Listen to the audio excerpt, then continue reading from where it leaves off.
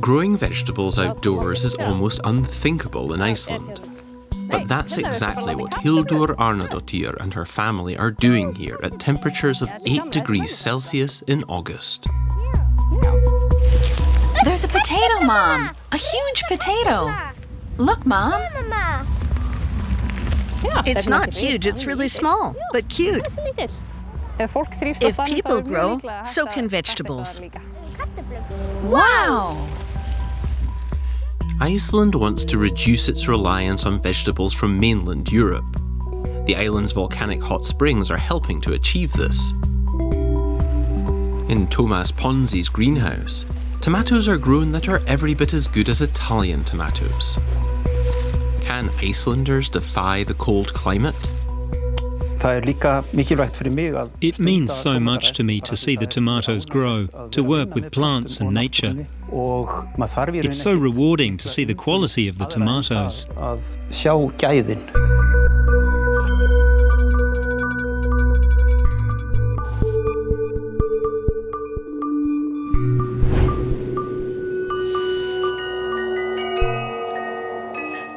The Brennholt farm is a 20-minute drive from the capital, Reykjavik. In this 100 square metre greenhouse, Ponzi has created a small paradise for his tomatoes. It's August. Outside the temperature is 12 degrees Celsius, but inside it is a pleasant 20 degrees, ideal conditions for the nightshade plant. I cut the leaves off so the sunlight can reach the plants. Apart from that, they don't need much care. Tómas is actually a software developer, but 14 years ago he moved here from Reykjavik on a mission to grow the best tomatoes in Iceland.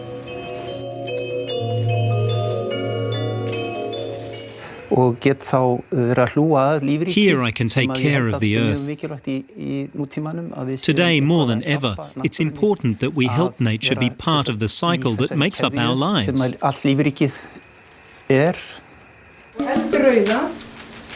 His wife Björk Bjarnadóttir and 5-year-old son Eik help with the harvest. Today the family are preparing their favourite meal. Pasta with fresh cocktail tomatoes. Shall we use the soft tomatoes? Let's make it colourful. Yes, lots of colours.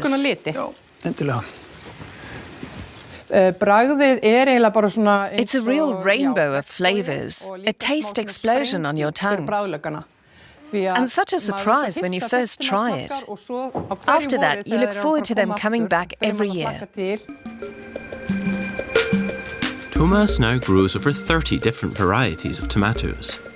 As a child, his parents taught him how to grow vegetables.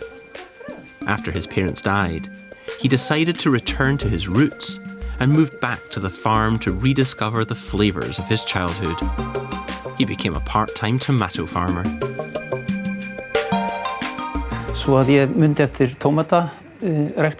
I wanted to grow tomatoes with Björk the way I remembered them. First, I planted the seeds you can buy here, but they didn't taste like my childhood tomatoes. So I searched all over the world for seeds and found these heirloom varieties. Now,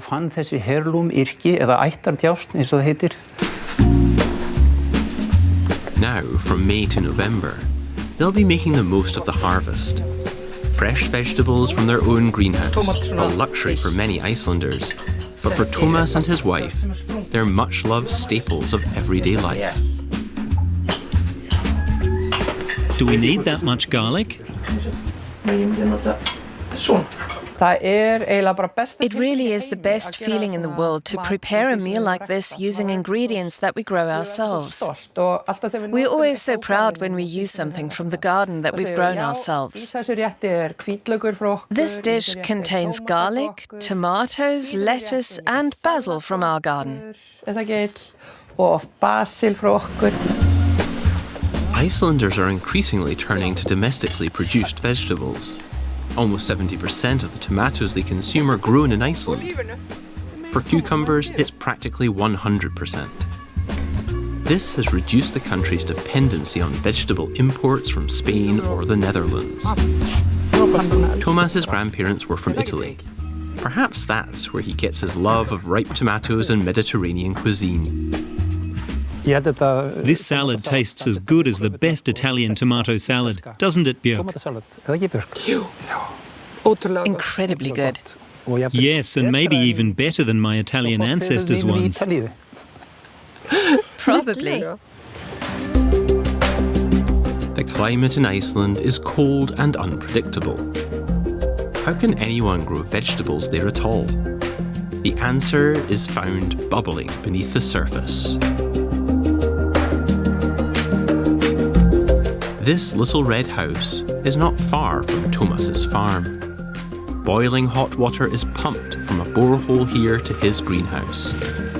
It flows through these pipes, creating the perfect climate for vegetables.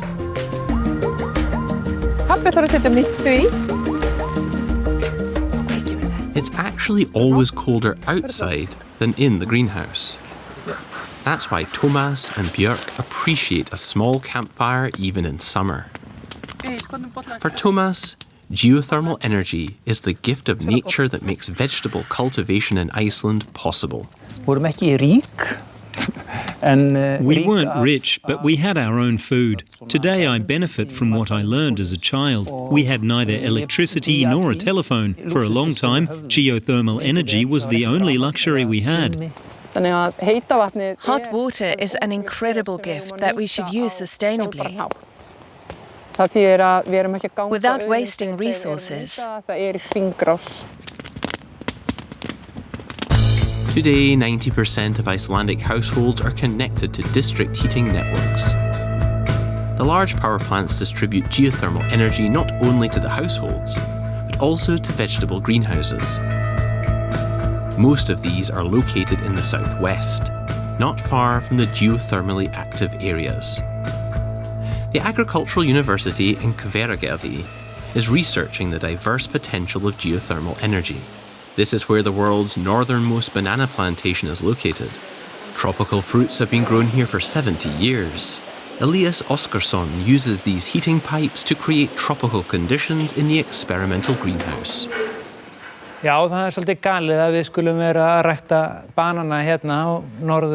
It's crazy that we grow bananas so far north, but it's worked out quite well so far, because we've enough natural heat here to grow the bananas under glass. The temperature is a pleasant 20 degrees Celsius all year round, which is exactly what the plants need.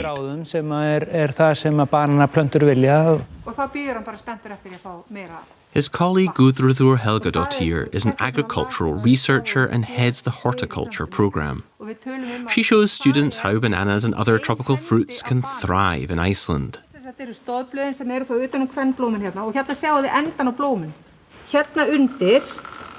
These are female flowers. How can I tell? I can see the end of the flower, the green part coming out at the bottom. Can you see it too? New bananas will grow here, and these tiny bananas will slowly get bigger and bigger. Bananas made in Iceland. However, you won't find these fruits in the supermarket. Delicious. They taste best when they have a few spots. Guðrúður and Elias want to know what other exotic fruits can be grown in Iceland. They are particularly proud of this cacao plant. After more than 10 years of research, they can now reap the fruits of their labour. The second ever cacao fruit harvested in Iceland, Icelandic chocolate. The first cacao fruit a year ago had 13 beans. A small success, but enough for a bar of chocolate. This year, there are already over 20 beans. I love chocolate. Who wouldn't want to grow their own cocoa?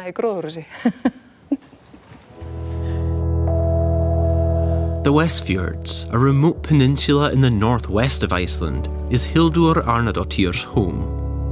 The 37-year-old also grows vegetables, but she's taken it a step further. Her greenhouse is deliberately unheated. Although it's even colder here than in the south of the country, she relies solely on sunlight and on her own skills. It takes a lot of passion and commitment to grow food in Iceland. Growing vegetables here is like having children. It's a big responsibility. You can never leave the plants alone. You can never really take a break. It's always on your mind. But I do like to take a break from it in winter. Hildur, a trained landscape architect, doesn't want to be dependent on vegetables from the supermarket. For her, it's all about self-reliance in the face of adversity.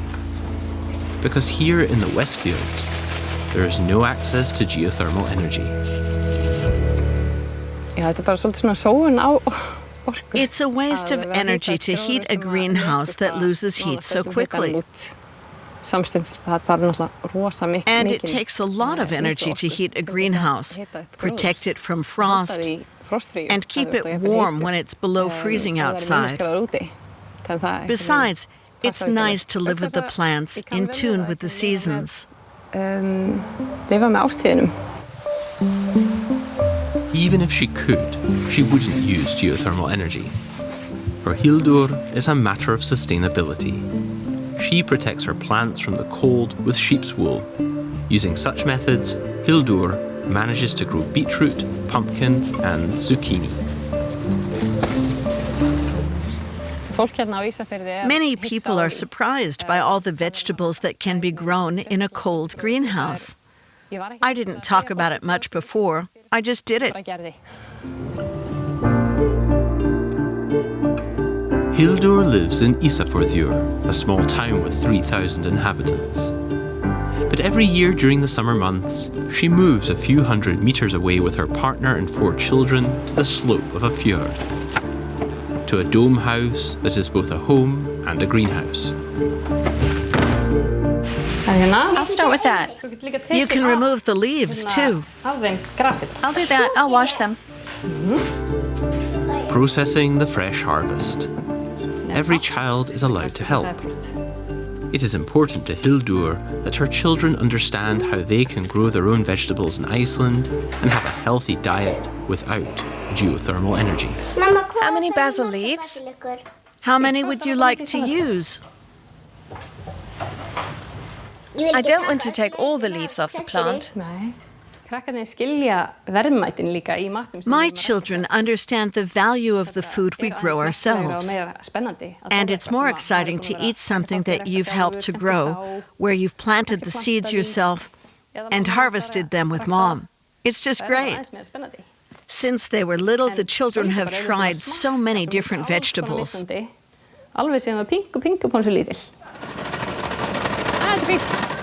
New taste experiences for the family. They make herb salt from the fresh greens and sauerkraut from the beets. It's a very practical education for Hildur's children.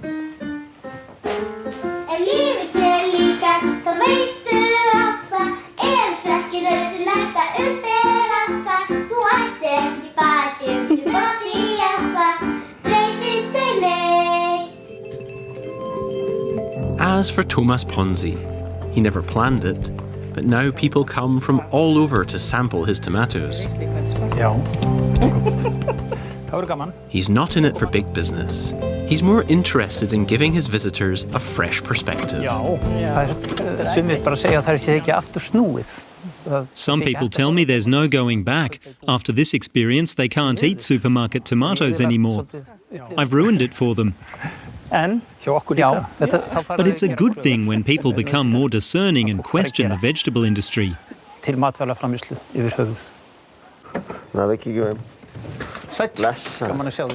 Word has spread about the quality of his tomatoes and reached the top restaurants. Thráinn Freyr Vigfússon is a chef in Reykjavik. He prefers to come by in person to select the best tomatoes himself.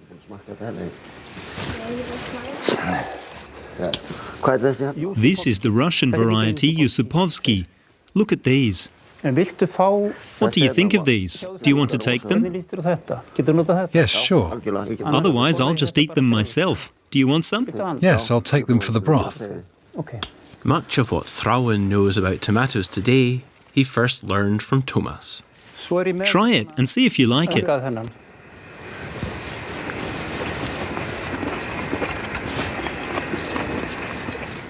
Very sweet. Really good.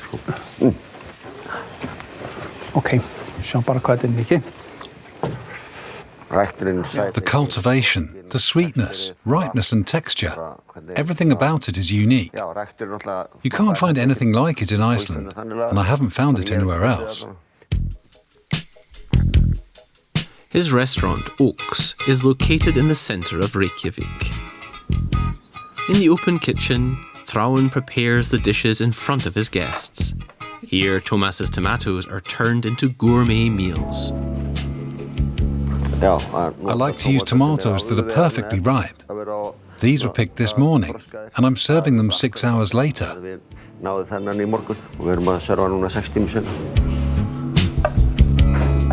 It used to be difficult to find fresh vegetables in Iceland. Fish, meat and fermented foods dominated the diet. But the vegetable boom has revolutionised cooking for Thráinn.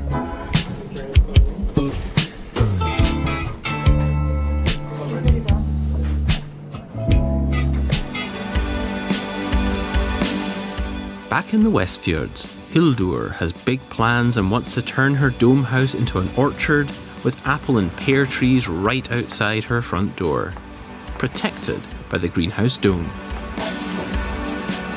Luckily, her partner Sveinbjörn Magnusson is a carpenter by trade.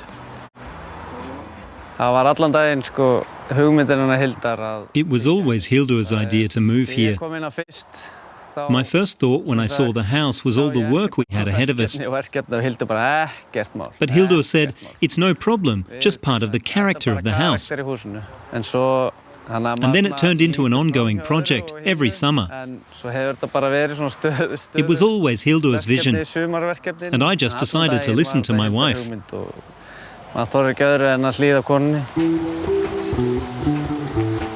Hildur plans to keep up this consciously ecological way of life. She still earns her living as an architect, but vegetable gardening is taking up more and more time and space. She's realised she doesn't need much to live, especially when the vegetables come from her own greenhouse.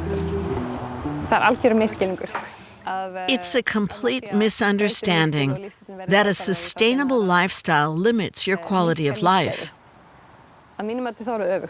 On the contrary, I feel I have a high quality of life, a good life. It's not about money or having more than your neighbor. It's about satisfaction. Hildur's vegetables are grown not only in an unheated greenhouse, but also outdoors. 8 years ago, she created a terraced garden on the outskirts of the town, and here she even grows strawberries, which may not turn red, but are still edible. They're awfully sour.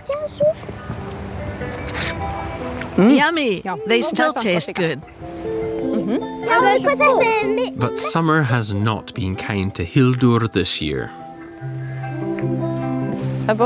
This year it was very cold and cloudy, so some of the harvest isn't quite ripe, like the strawberries. There are plenty of them, but they're all green.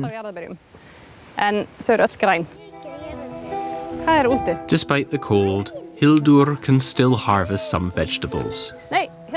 Cold-resistant beetroots and cabbage varieties grow in the raised beds.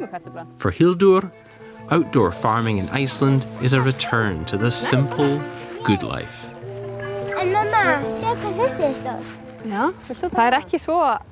It's not such a crazy idea to grow vegetables here.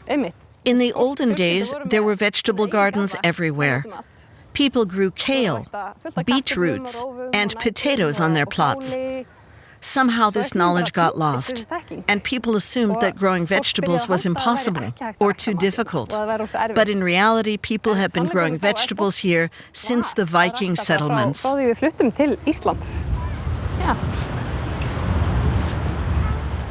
Hildur relies on permaculture methods, cultivating her own seeds and making her own compost. She avoids artificial fertilizers and works with what nature provides. Her approach is natural and holistic.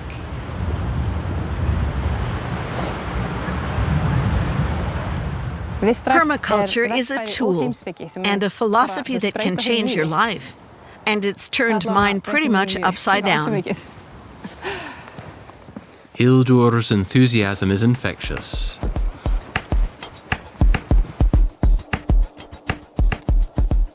But back at the University of Reykjavik, the enthusiasm levels are lower, at least when it comes to Icelandic bananas.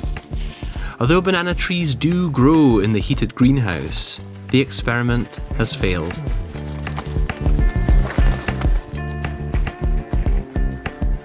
We've tried it for years and have come to the conclusion that it's not profitable to produce bananas commercially. They simply take too long to grow. Since there's no artificial light in the banana greenhouse, the plants stop growing during the dark season. The fruit can only be harvested between April and October. Nonetheless, 50 plants have produced bananas. Enough for the university, at least. Tastes good. Elsewhere in Iceland, vegetable experiments are far from over. Industrial greenhouses rely not only on geothermal energy, but also on artificial light during the dark months, and chemical fertilizers. This makes it possible to grow vegetables all year round. For Tómas and his wife, Björk, that's out of the question. They rely exclusively on natural resources and deliberately don't grow tomatoes in winter. I like to use what nature gives us in Iceland. The sun, not purchased energy. That's why I don't use lamps. If you want to grow vegetables all year round, for example lettuce, you need artificial light in winter. There's no other way. And that requires a lot of energy. That doesn't interest me. In these 4 greenhouses, Tómas deliberately refrains from using geothermal energy. For 10 years, he's been experimenting with Iceland's climatic conditions and grows tomatoes here that can withstand the harsh climate. To this end, he crosses cold-tolerant varieties from Siberia or Canada with his best heat-loving variety. I'm particularly proud of this variety. The plant produces great tomatoes that taste fantastic. I've developed my own variety from it. I can harvest its seeds and plant new tomatoes next year.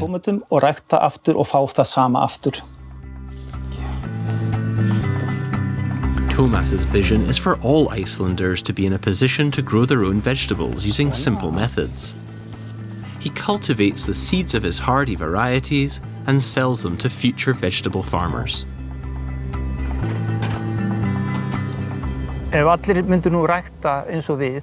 If everyone grew food the way we do here, it might solve the food problem in large parts of the world. Perhaps we'd also have more respect for nature, and we'd do everything we could to protect it. We'd have a deeper connection with Mother Earth and would be grateful for her gifts.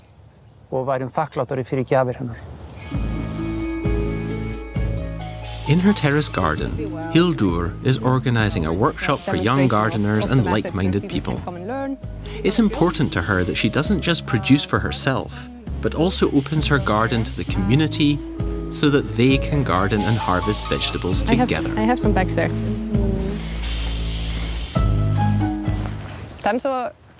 I feel a spark ignite in people. They gain an understanding of how food grows and develop a deeper connection to nature.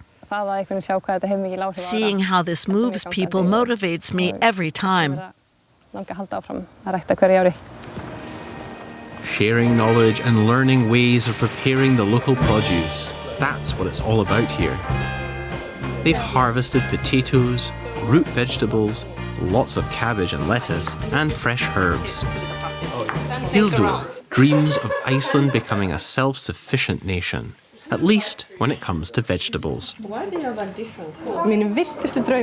My biggest dream would be for every small town in Iceland to have a community garden for everyone, so that everyone can take home fresh, local vegetables. It would be nice if people could harvest their own vegetables and prepare them in less than half an hour.